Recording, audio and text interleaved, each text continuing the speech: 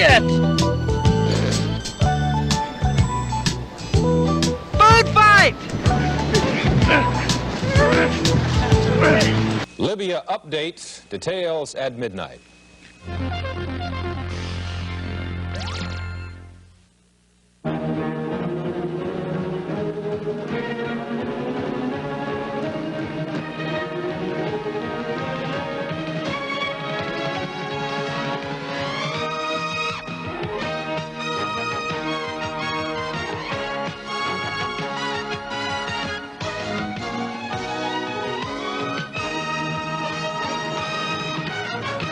Tonight, an ABC premiere presentation.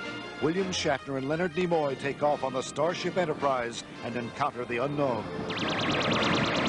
and the unexplainable. Emergency alert.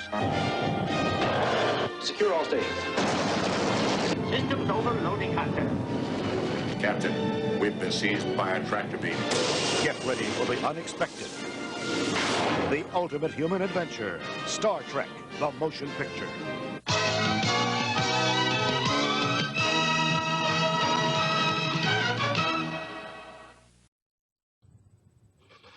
Oh, hello.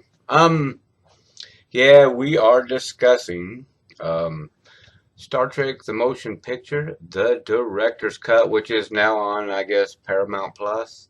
Yeah.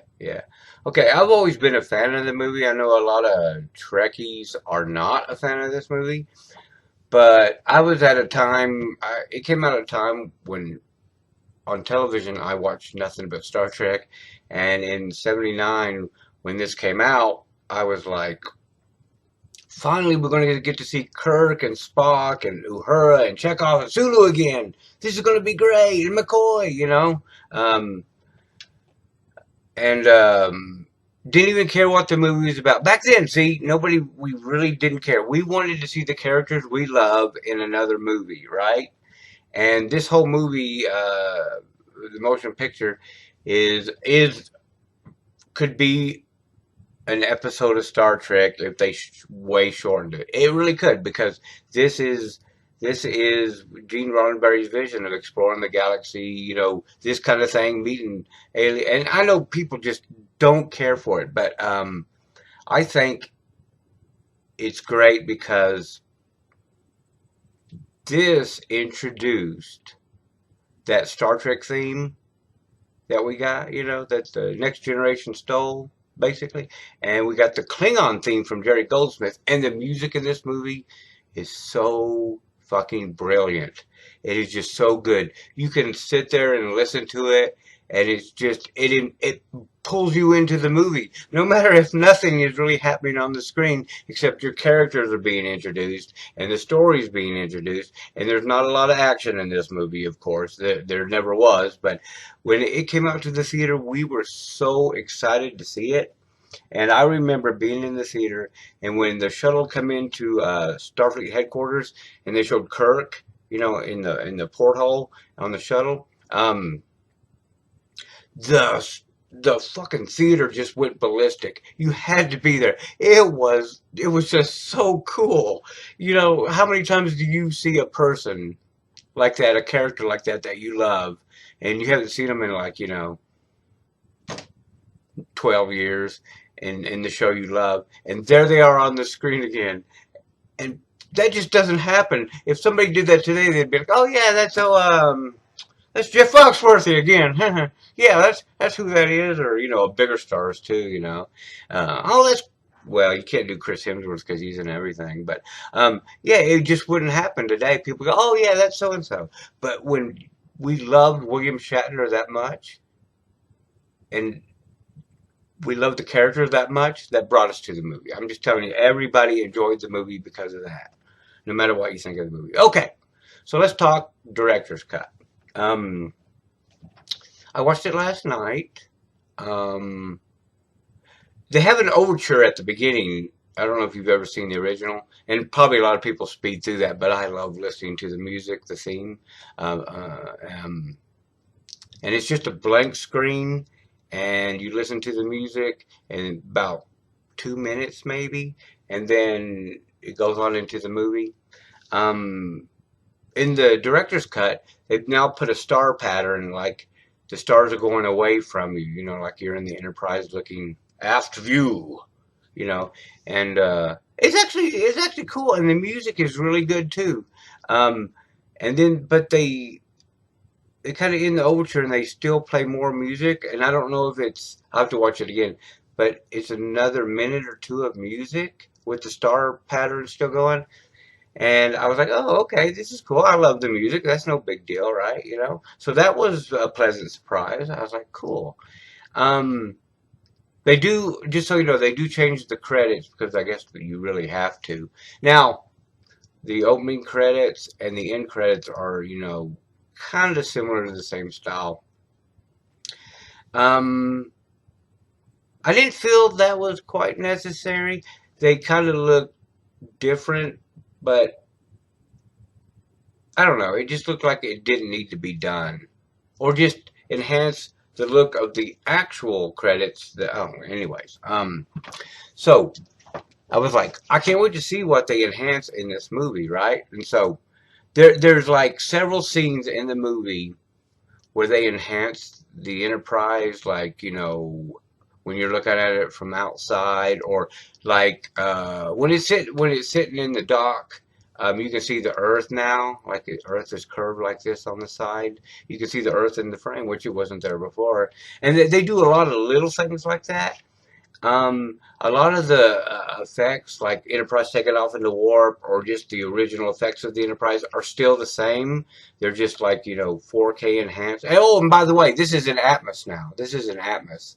So the sound is, wow. The sound is, and the music, the sound is just impressive, okay? Well, for the most part. Um, they also have some enhanced, like after the Enterprise passes through V'ger, the big ship, the big cloud ship. They actually show it turning around, facing the other direction. When V'ger is firing on the Enterprise, and they're like, the new shield's held, and they have that torpedo thing coming at them. And you see it on the screen, and it's coming at you from the screen's point of view, and it just disappears. Well, now they show the Enterprise sitting outside, and the thing comes toward the Enterprise like this, and it just disappears. They do little things like that, and when V'ger gets to Earth, they actually show Earth, and they show V'ger turning into the Earth, and then when it's launching the deadly, whatever you call those things, where it's going to destroy the Earth unless we make contact with V'ger, unless the Creator makes contact with V'ger. That looked cool because you actually see them shooting out of V'ger's, like, gunnery thing, or whatever you want to call that. V'ger's really odd looking ship. So those were very, very cool. I enjoyed 7 minutes. I enjoyed that. I thought those were really cool.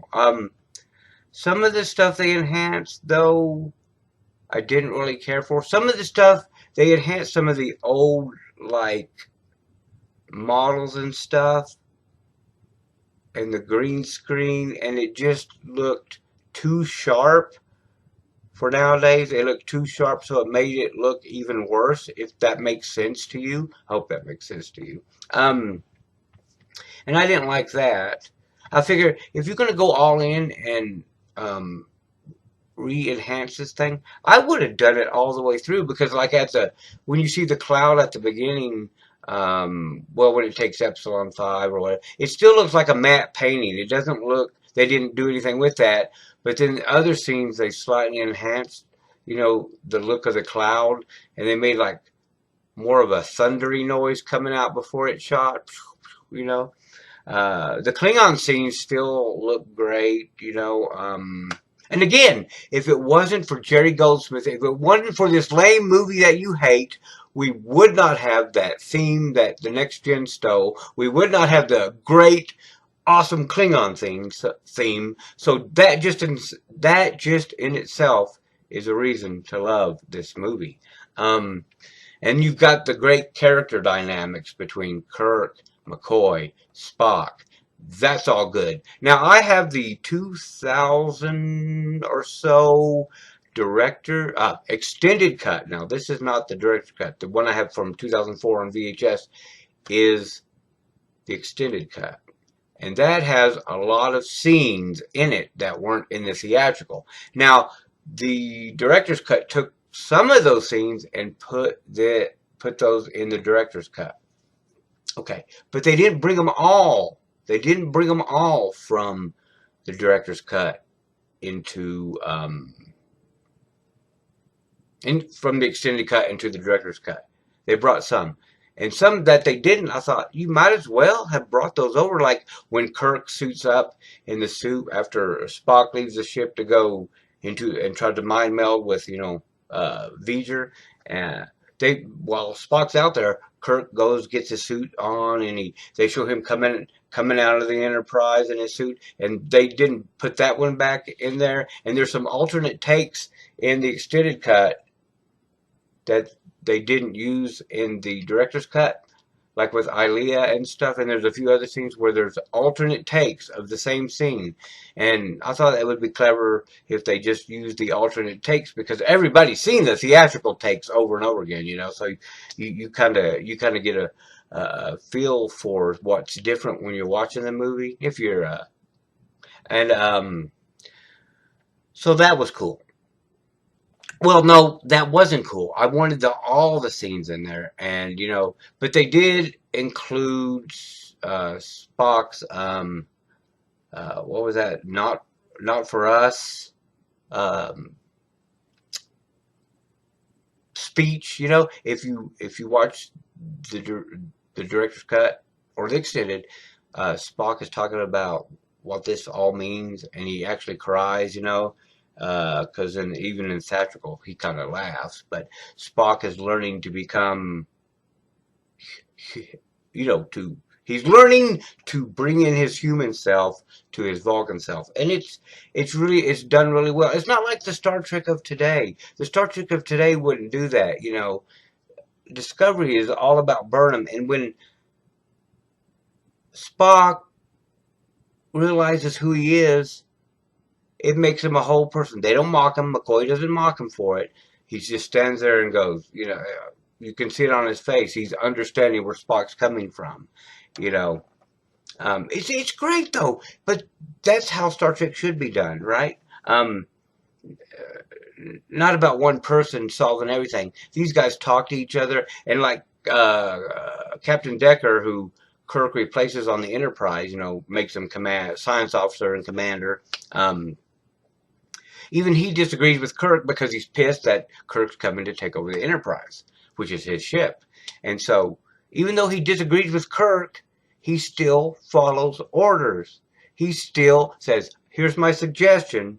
And Kirk says, that's a good idea, or no, that isn't. I'm the captain. In Discovery is like, they have these feelings moments, where Burnham, he's given an order by the president of the Federation.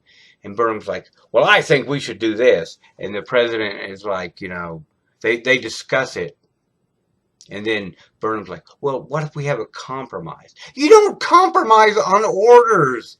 And then they talk about their feelings. And then they come to a compromise on the order that Michael Burnham wants to do. What? No, that's not how the military works, So if you watch the motion picture, you can see little things like that. And I'm telling you, I had a good time watching it.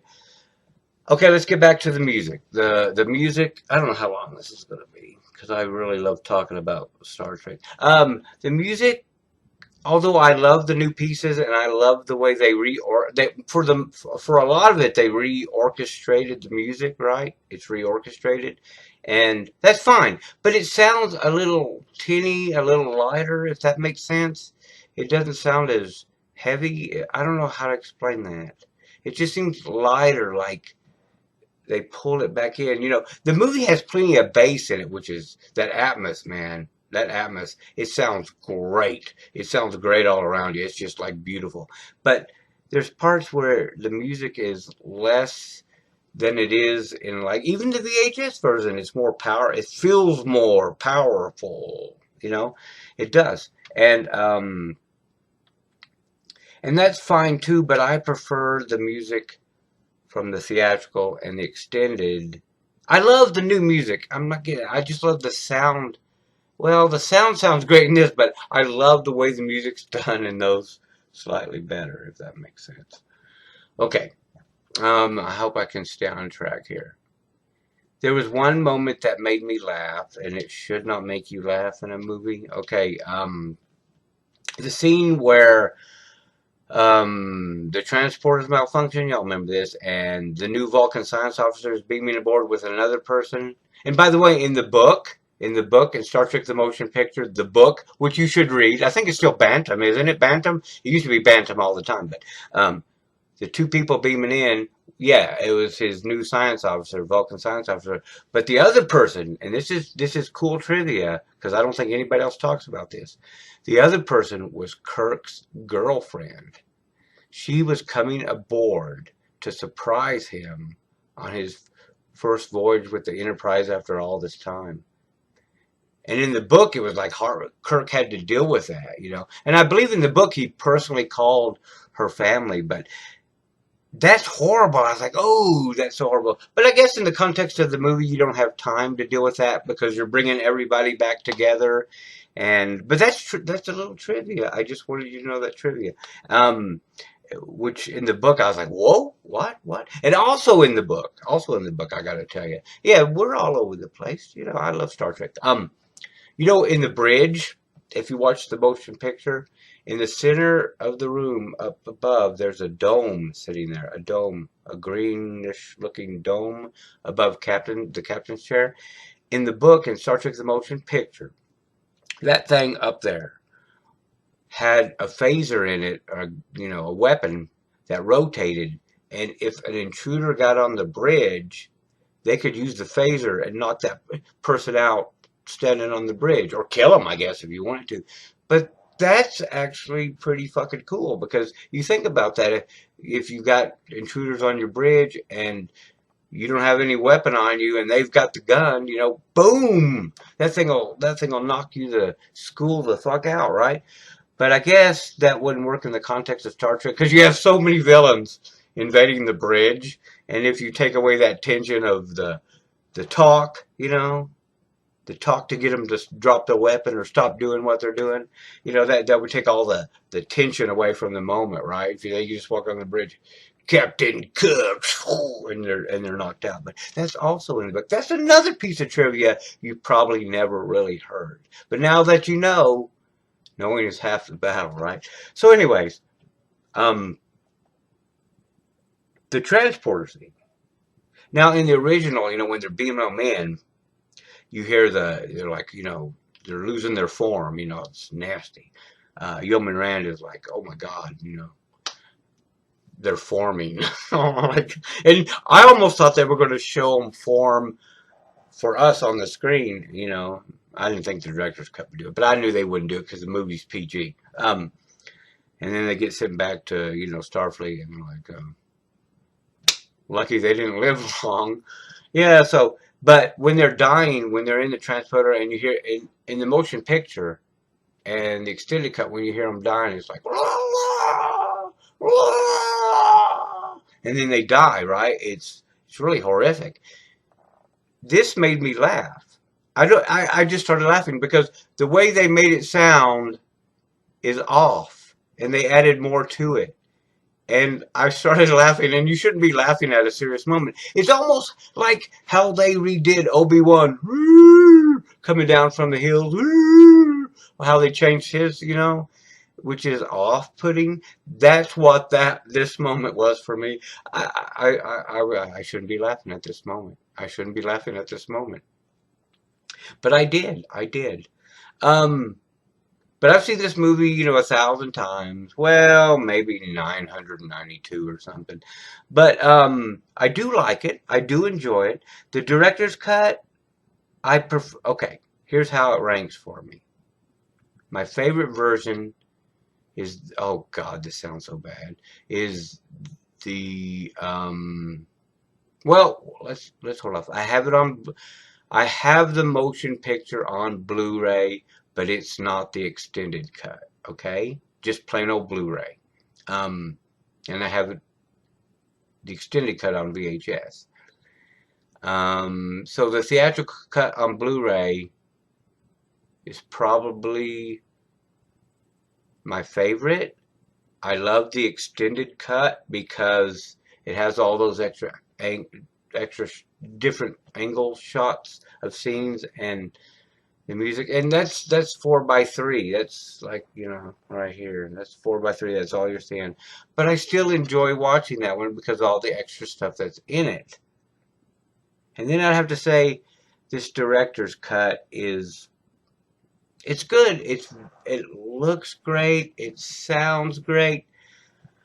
But somehow I don't feel as connected to it than I do the others. It's good. It's clear. Sometimes too clear. The music is good, but sometimes it's too tinny or light. I do love how clear everybody looks. Persis Kambata, who plays Aaliyah. Oh my gosh, she's so gorgeous. And it's so sad what happened to her. You know, we love that woman. It's so sad what happened to her. But they even include the scene from the extended cut in the director's cut where when Sulu gets hit by the probe's energy through the shields off his console. Aaliyah, because, you know, she has pheromones which attract men. She exudes pheromones, and that makes her very attractive. They explain that really well in the book. But in the extended cut and in the director's cut, it's Chekhov. Did I say Sulu? Chekhov gets hit, and he's in pain. He's burnt. And so Aaliyah goes over there, and she uses her pheromones to calm him down so Nurse Chapel can fix his wound. It's fucking great. I love that scene.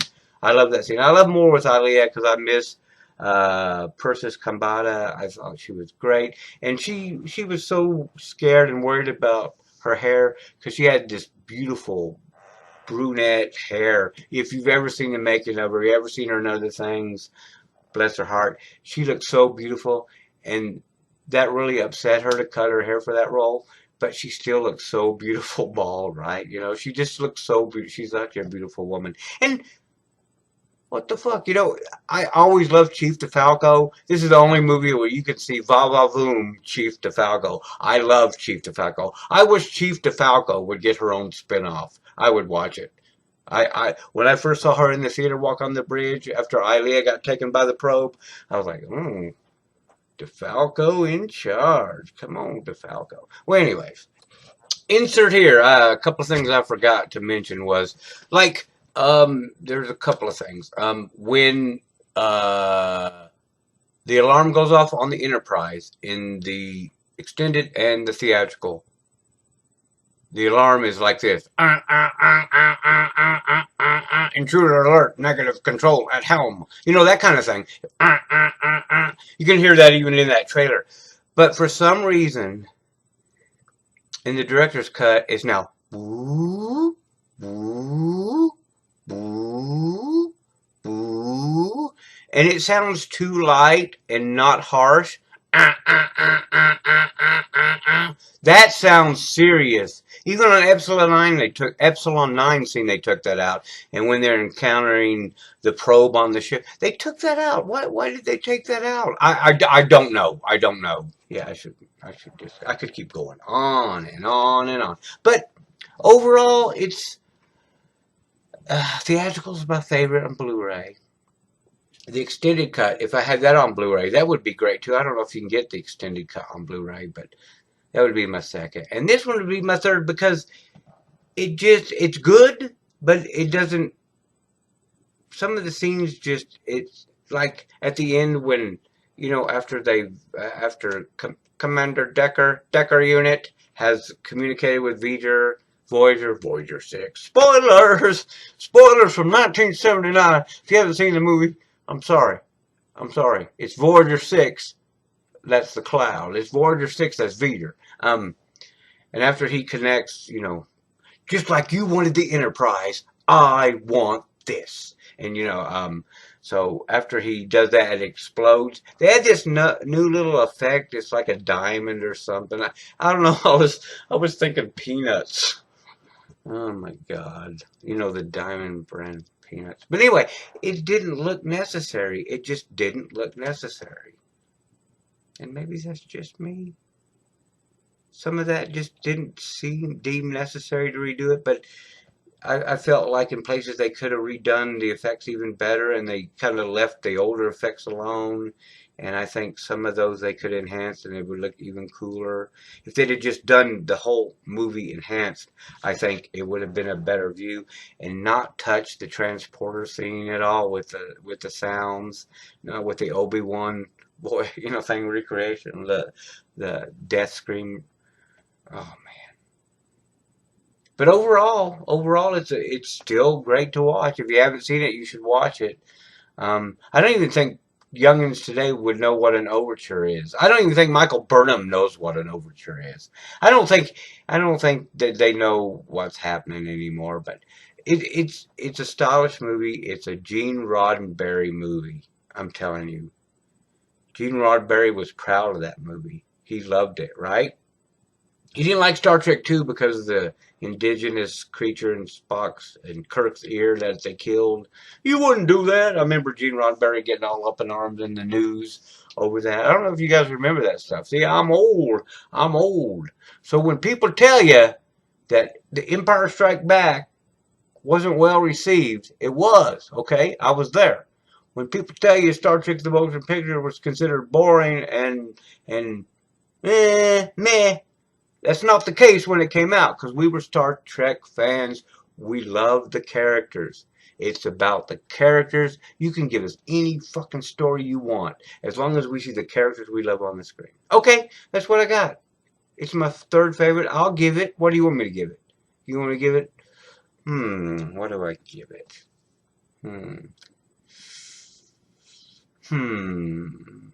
How about an 8? An 8 out of 10? There you go. 8 out of 10. 8 out of 10. Alright. Go watch it. Let me know what you think. I appreciate you watching. And remember, I'm a fan, not a critic. These were my thoughts.